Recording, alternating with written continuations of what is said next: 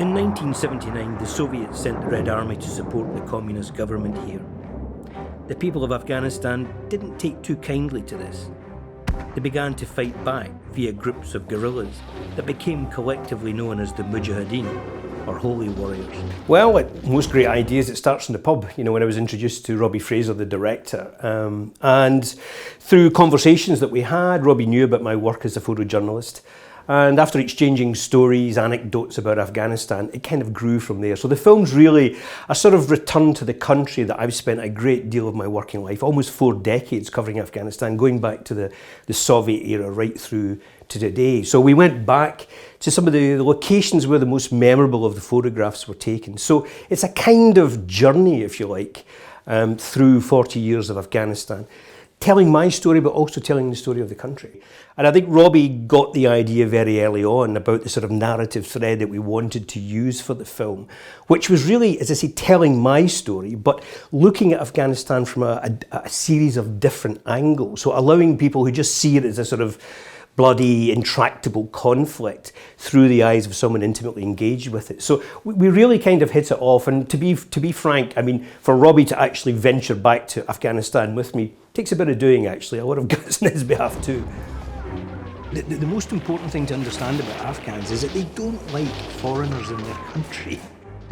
They take a dislike to other people telling them what to do. And that immediately, I think, struck a chord with a kind of rebellious lefty streak in me, in a way. You know, who is this big person wagging their finger, or this nation wagging their finger and telling me how I should be running my business? It's a country that I'm incredibly close to. It's where I really sort of cut my teeth really as a photographer and journalist all those years ago.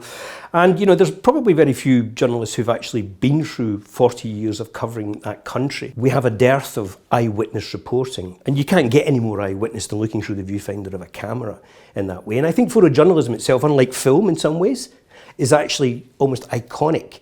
So there's a bit of a challenge for Robbie there too. You know, the images are standalone stills images and incorporating that into the sort of pictorial thread of the film. Photojournalism has these kind of iconic moments. I'm pretty sure you could ask just about anyone if they can remember a famous photograph. They tend to remember stills images in a way that perhaps they don't remember segments of video or film that have been shot as news. So I think it's got an important role from an eyewitness perspective. The first trips in Afghanistan were really, I suppose, my first exposure to proper combat.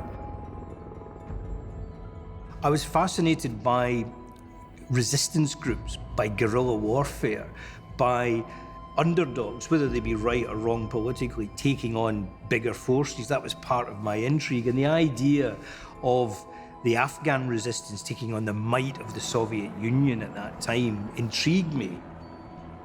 Bringing the film to the Glasgow Film Festival is terrific. I mean, you know, this has been a long gestation period. I'm a little bit nervous about it, to be perfectly honest. I'm no stranger to speaking publicly or engaging in events, but this is slightly different. It's like a kind of personal portfolio. I know it's a film about me, not by me, but it's like laying bare a little bit of your personal self. So that's a little bit nerve-wracking, but it's great to be here.